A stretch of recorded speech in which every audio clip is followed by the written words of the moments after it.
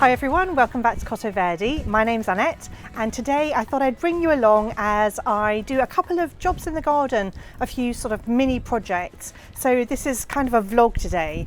I'll tell you what I'm going to be doing. So the first thing I'm going to be doing is I'm sowing my straw flowers.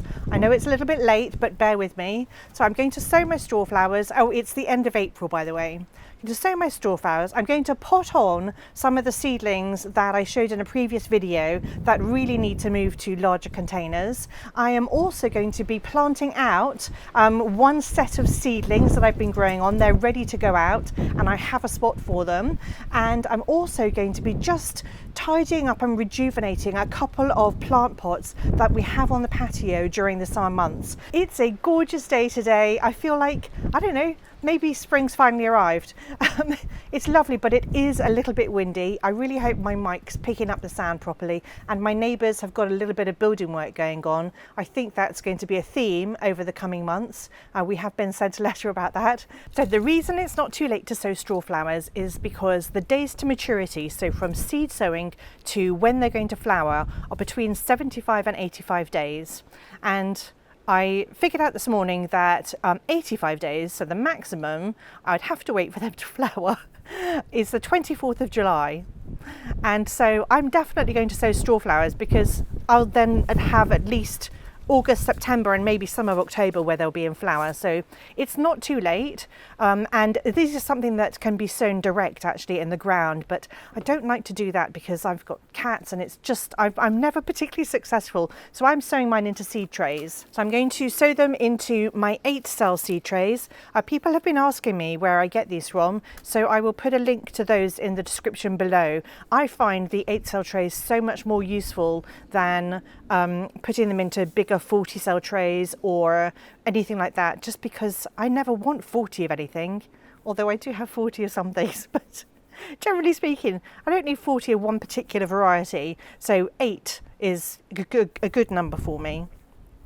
So that's why I like using these, and also I find it's just a lot easier to get the plants, the plugs, out of the smaller trays than it is out of the bigger ones without breaking the tray, because as soon as you've broken the tray then it's a waste and that's plastic going into landfill and stuff like that. So I prefer these. They last a lot longer. They don't seem to break and crack in the same way the larger ones do. Anyway, enough about the trays. I'll tell you which straw flowers I'm sowing. I'm only sowing 4 varieties. I've really whittled it down this year to the varieties that I really want, and you'll see there's a theme with the colours. I'll put a picture and the name up on the screen so you can see what they are. So I am sowing Silvery Rose, I'm sowing Bright Rose, and then I'm sowing seeds that I collected of my own from last year, which are the white ones.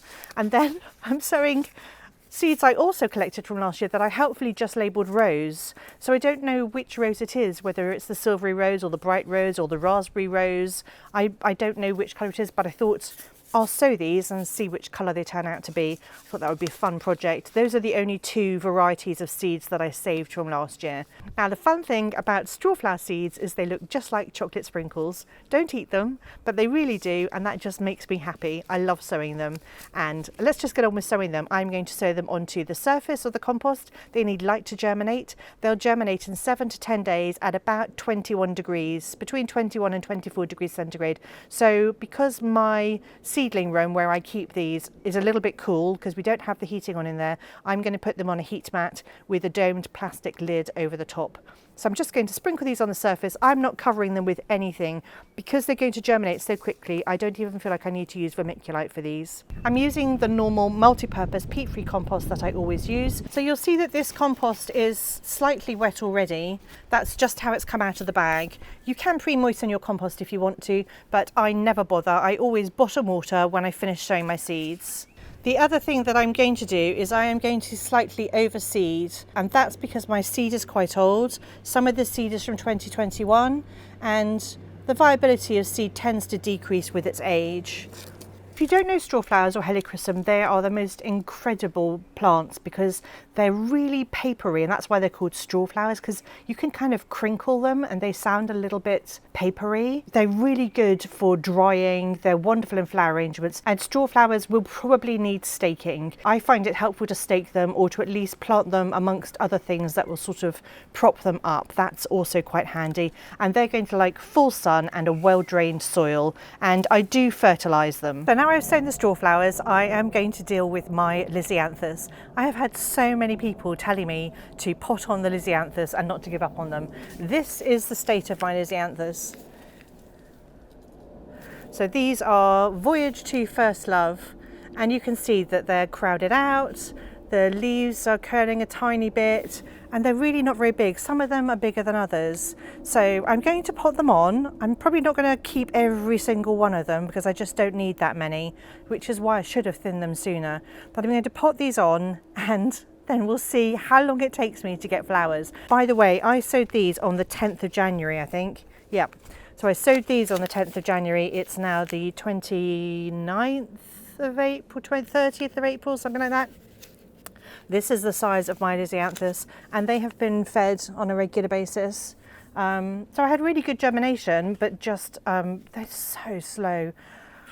Anyway, let's pop these on. So to pot them on, I'm going to use these little containers, just quite small. We don't want the containers to be too big because if they're too big, then the Lisianthus roots will have too much water saturation. When we water them, they'll just be too wet, and that's when you get sort of yellowing of leaves and things like that. Because if the compost is too wet, then the roots have real difficulty taking up the nutrients that they need. So don't put them into a great big pot because they'll just drown and be unhealthy. And that applies to all seedlings. I think I'm going to keep 5 of each variety. I've got 3 different varieties and I'm going to keep 5. I normally have like a little widger that I use to take seedlings out, but I think it's in my seedling room, so I'm just using a chopstick.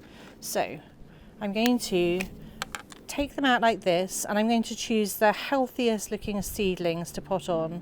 So this one's got nice big leaves, and can you see that I'm holding it from the seed leaves? This compost, I mean, no wonder these are struggling. They, you know, they're all fighting for that tiny bit of compost. I'm really not surprised that they aren't doing well. So I'm going to try and untangle them without wrecking the roots too much. Okay, this is a very good lesson as to why it's important to pot these on much sooner than I have. So I'm making a hole with a dibber, and I'm going to dangle the roots in there and just fill it in. So that's all potting on is. So the other thing we can do, if we don't want to do what I just did there and we'd like to not rip the roots apart, what we can do is choose the healthiest seedling in this bunch and just get rid of the rest. And that way you've still got the whole root ball like this. And then you can just put the whole root ball in, and the roots that don't belong to this seedling will just end up getting absorbed. In an ideal world, you would completely soak these before you did any potting on. That's really what I should have done. Like, I shouldn't be dealing with such dry compost, but it's because I'd kind of given up on the Lisianthus until everyone started telling me I shouldn't. In my heart, I'd said goodbye. So I've also got Corelli Light Pink, and I've also got Roseanne Clear Green. So I'm going to do exactly the same thing. I'm going to save 5 of each.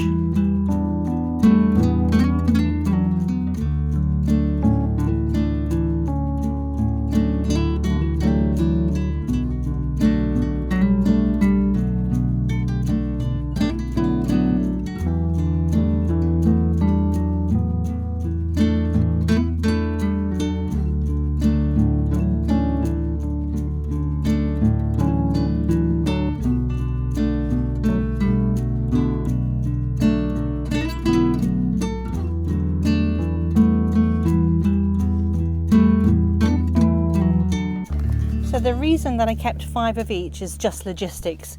It's simply because I know that I can get 5 in a row in these green trays that I use to carry the seedlings around. and that's all I need, to be honest. And 5 is a really good number to plant it in a flower bed. It's really nice to have odd numbers rather than doing 4. 5 is a good number. The other thing that I want to do today is I want to just look after the roses that I've got in pots. So this is a rose called Cutie Pie, and I planted these last year, and I've got a couple of pots with these little roses in, and they're just covered, festooned in cute little blooms. They really are cute. But what I want to do is look after them in the same way I'd look after any other rose, but because they're in a pot, they're going to need feeding.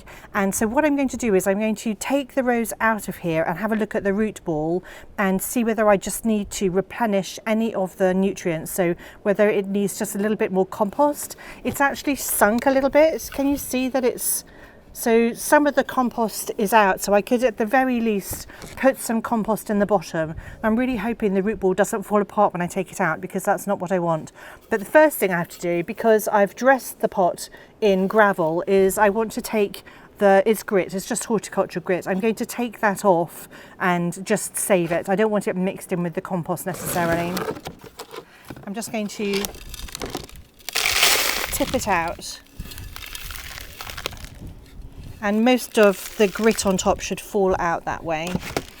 So as with any other rose that we're looking after, we just want to take off anything that's dead or diseased. These roses are only going to grow 15 centimetres tall by 30 centimetres wide. So it really isn't going to get much taller than this, but it will fill out this pot, hopefully this year.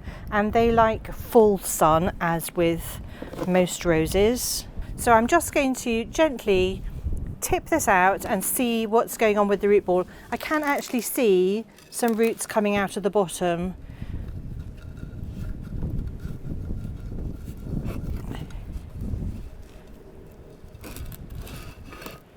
Okay, it's not too bad.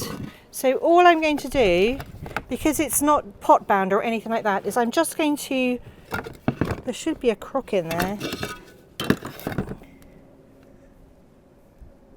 There is a crook. Okay, I want to put the crook back in. So I put a crook on the bottom just to cover the hole so all the compost doesn't come out. And I'm just going to put a little bit in here to raise the level.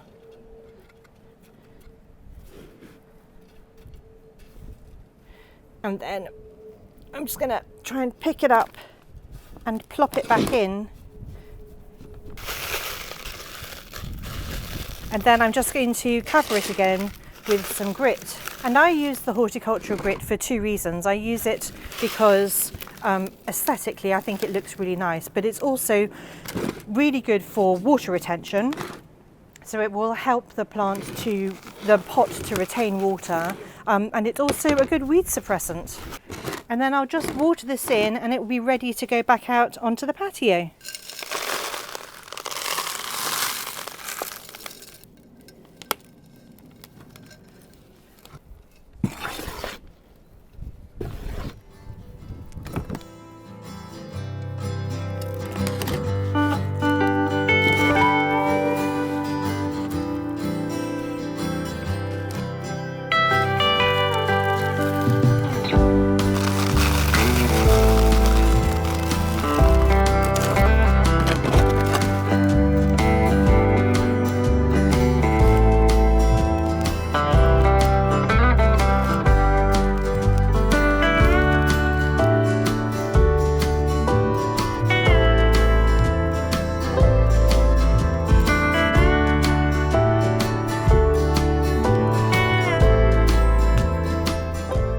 And then I'm also going to mix in some slow release fertilizer. These are just, you know, the granules that you can use. You know what, I might only put 2 back in here. I think this isn't big enough for 3. So I'm going to try and separate them.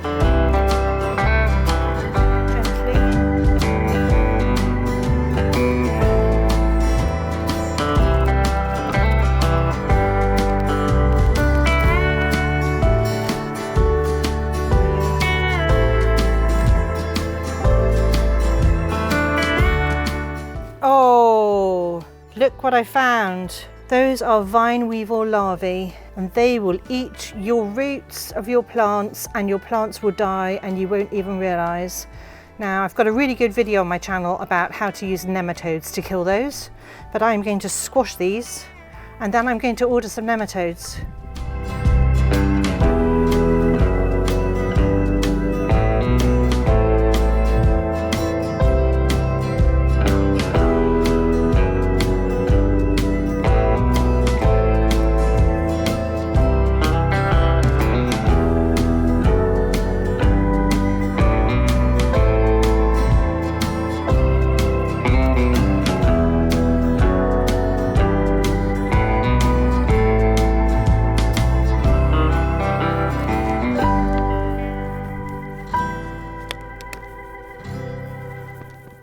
Okay, so even though I've potted it up, it is definitely going to be getting vine weevil treatment. So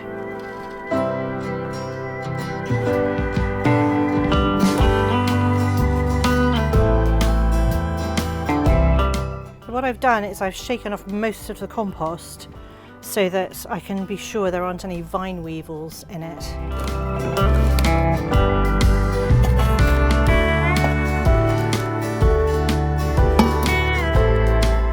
Right, now I've done all my potting up and potting on, I've looked after the roses, let's go and plant some of the seedlings that I've been growing this year. So I'm up here by the massive rose arch, and what I want to do is plant some of the Erigeron Kavinskianus, which is the Mexican fleabane.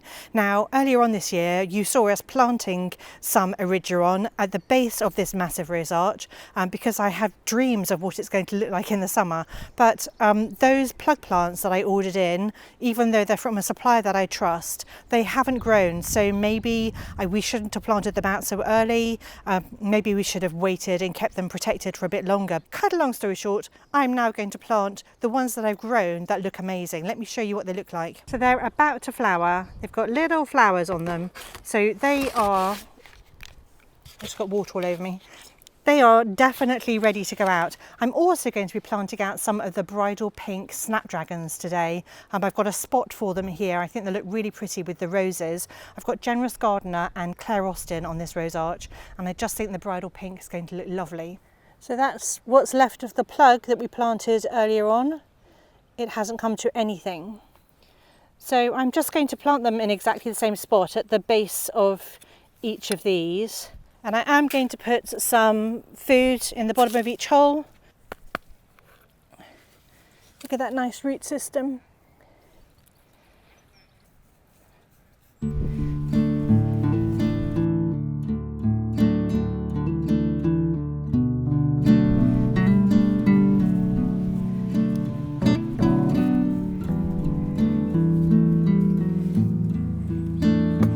need to plant there. Can you shift your butt? Can you shift your butt? Can you shift your butt? Out of the way. Good boy.